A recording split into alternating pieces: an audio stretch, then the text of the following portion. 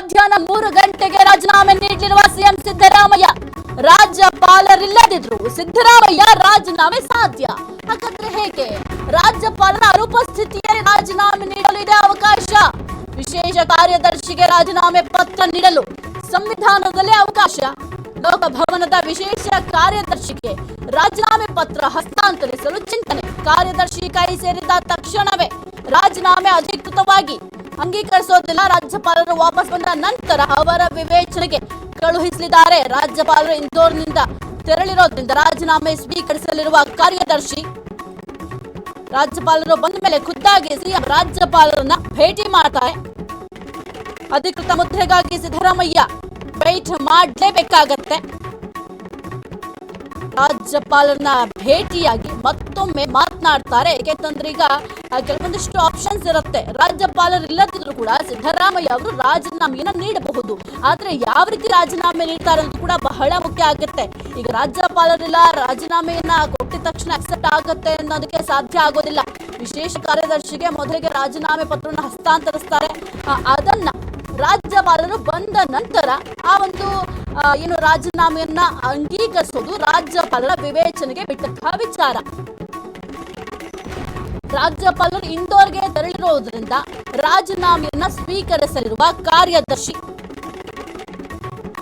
ರಾಜ್ಯಪಾಲರು ಬಂದ ಮೇಲೆ ಖುದ್ದಾಗಿ ಸಿಎಂ ಸಿದ್ದರಾಮಯ್ಯ ಅವರು ಭೇಟಿ ಮಾಡಿ ಈ ಒಂದು ಪತ್ರವನ್ನ ಸಲ್ಲಿಕೆ ಮಾಡ್ತಾರೆ. ರಾಜ್ಯಪಾಲರ ಭೇಟಿ ಮಾಡಿದ ನಂತರವಷ್ಟೇ ಈ ಒಂದು ರಾಜೀನಾಮೆ ಪತ್ರವನ್ನ ಅಂಗೀಕಾರ ಮಾಡ್ಲಿಕ್ಕೆ ಸಾಧ್ಯ ಆಗುತ್ತೆ.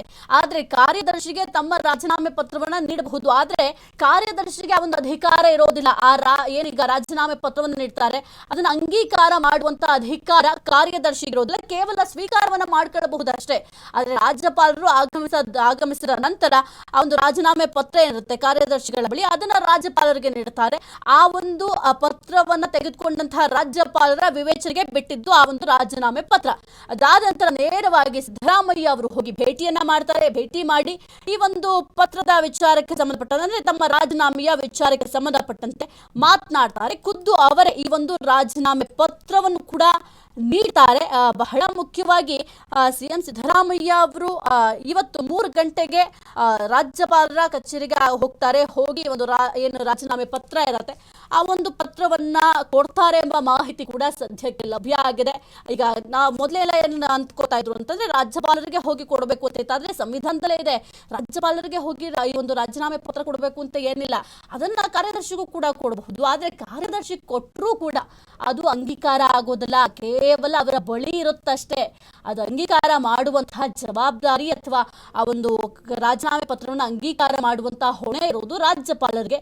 ರಾಜ್ಯಪಾಲರು ಬಂದ ನಂತರ ಆ ಒಂದು ರಾಜೀನಾಮೆ ಪತ್ರವನ್ನ ಅಂಗೀಕಾರ ಮಾಡಬಹುದು. ಸದ್ಯಕ್ಕೆ ಇಂದೋರ್ಗೆ ಹೋಗಿದ್ರು. ಅವರ ಏನು ರಾಜ್ಯಪಾಲರ ಒಂದು ಸಂಬಂಧಿಕರ ಆರೋಗ್ಯ ಸ್ಥಿತಿ ಸರಿ ಇರಲಿಲ್ಲ. ಅವರ ಸಂಬಂಧಿಕರ ಆರೋಗ್ಯದಲ್ಲಿ ಏರುಪೇರಾಗಿತ್ತು. ಅದರ ಬೆನ್ನಲ್ಲೇ ಇಂದೋರ್ಗೆ ತೆರಳಿದ್ರು.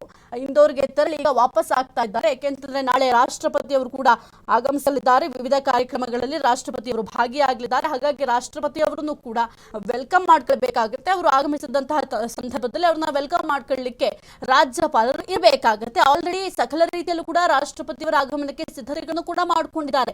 ಹಾಗಾಗಿ ಈಗ ವಾಪಸ್ ಆಗ್ತಾ ಇದ್ದಾರೆ ಇಂದೋರ್ನಿಂದ ರಾಜ್ಯಪಾಲರು. ವಾಪಸ್ ಆದ ನಂತರ ಕಾಂಗ್ರೆಸ್ ಪಾಳ್ಯದಲ್ಲಿ ಮತ್ತಷ್ಟು ಬೆಳವಣಿಗೆಗಳಾಗುತ್ತೆ. ನೇರವಾಗಿ ಹೋಗಿಯೂ ಕೂಡ ಸಿದ್ದರಾಮಯ್ಯ ಅವರು ಈಗ ವೇಟ್ ಮಾಡಬಹುದು. ಇಲ್ಲ ಕಾರ್ಯದರ್ಶಿಗೆ ಕೊಡೋದಕ್ಕಿಂತ ಮುಖ್ಯವಾಗಿ ರಾಜ್ಯಪಾಲರಿಗೆ ಒಂದು ರಾಜೀನಾಮೆ ಪತ್ರವನ್ನು ಸಲ್ಲಿಕೆ ಮಾಡೋದ್ರಿಂದ ನೇರವಾಗಿ ಅವರಿಗೆ ಒಂದು ಪತ್ರವನ್ನ ರವಾನೆ ಮಾಡೋಣ ಅಂತ ಕೂಡ ಚಿಂತನೆಯನ್ನ ಮಾಡಬಹುದು.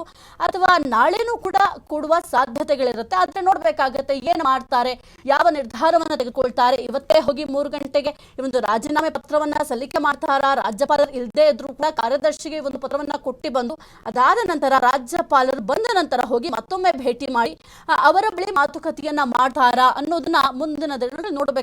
ಸದ್ಯಕ್ಕಂತೂ ಸಾಕಷ್ಟು ಬೆಳವಣಿಗೆಗಳು ಈ ಒಂದು ಕಾಂಗ್ರೆಸ್ ಪಾಳ್ಯದಲ್ಲಿ ಆಗ್ತಾ ಇದೆ.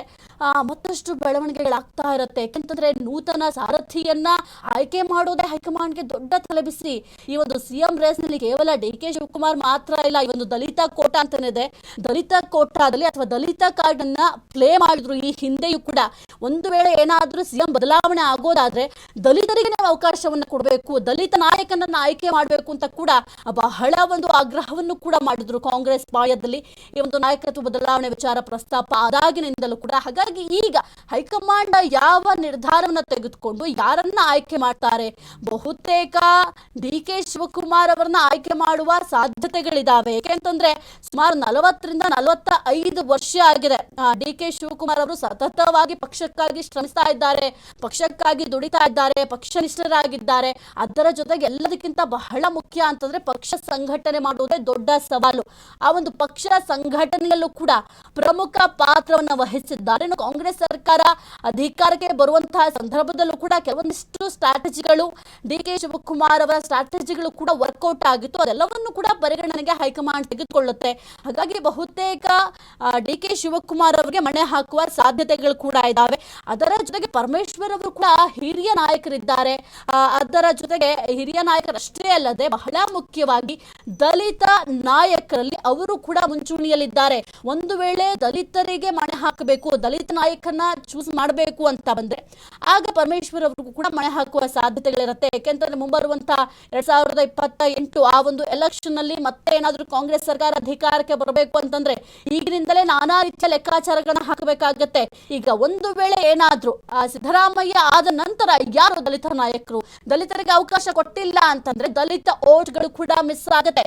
ಹಾಗಾಗಿ ನಾನಾ ರೀತಿಯ ಲೆಕ್ಕಾಚಾರವನ್ನ ಹೈಕಮಾಂಡ್ ಹಾಕಿದೆ. ನೋಡ್ಬೇಕಾಗತ್ತೆ. ಇವತ್ತು ರಾಜೀನಾಮೆ ಏನಾದ್ರೂ ಸಲ್ಲಿಕೆ ಮಾಡಿದ್ರೆ ನಾಳೆಯೇ ನೂತನ ಸಿಎಂ ಆಯ್ಕೆ ಮಾಡುವ ಸಾಧ್ಯತೆಗಳು ಕೂಡ ಇರುತ್ತೆ. ಅಥವಾ ನಾಳೆ ಏನಾದ್ರೂ ರಾಜೀನಾಮೆಯನ್ನ ಸಿದ್ದರಾಮಯ್ಯ ಅವರು ಸಲ್ಲಿಕೆ ಮಾಡಿದ್ರೆ ಮತ್ತೆ ಒಂದು ನೂತನ ಸಿಎಂ ಆಯ್ಕೆ ಮಾಡುವುದು ಮುಂದೆ ಹೋಗುವ ಸಾಧ್ಯತೆಗಳು ಕೂಡ ಇದ್ದಾವೆ. ಒಟ್ಟಿನಲ್ಲಿ ರಾಜ್ಯಪಾಲರನ್ನ ಭೇಟಿಯಾಗಲಿಕ್ಕೆ ಒಂದು ಕಡೆ ಸಿದ್ದರಾಮಯ್ಯ ಅವರು ಸಕಲ ರೀತಿಯಲ್ಲಿ ಕೂಡ ಸಿದ್ಧತೆಯನ್ನು ಕೂಡ ಮಾಡಿಕೊಂಡಿದ್ದಾರೆ. ಈಗ ಆಲ್ರೆಡಿ ಹೇಳಿದ್ದಾರೆ, ನಾನು ರಾಜೀನಾಮೆಯನ್ನ ನೀಡ್ತೀನಿ ಅಂತ ಕೂಡ ಘೋಷಣೆಯನ್ನ ಮಾಡಿದ್ದಾರೆ. ಕೆಲವೊಂದಿಷ್ಟು ಸಚಿವರಿಗೆ ಬೇಸರ ಕೂಡ ಆಗ್ತಾ ಇದೆ. ಯಾಕೆಂತಂದ್ರೆ ಇಂತಹ ನಾಯಕ ರಾಜೀನಾಮೆ ನೀಡ್ತಾ ಇದ್ದಾರೆ ಅಂತ ಕೆಲವೊಂದಿಷ್ಟು ಘಟಾನುಘಟಿ ನಾಯಕರಿಗೆ ಬೇಸರ ಕೂಡ ಆಗಿದೆ. ಯಾಕೆಂದ್ರೆ ರಾಹುಲ್ ಗಾಂಧಿ ಅವರೇ ಸೂಚನೆ ಕೊಟ್ಟಾದ್ಮೇಲೆ ಅವರ ಒಂದು ಸೂಚನೆಯನ್ನ ಯಾರು ಕೂಡ ಉಲ್ಲಂಘನೆ ಮಾಡೋಂಗಿಲ್ಲ.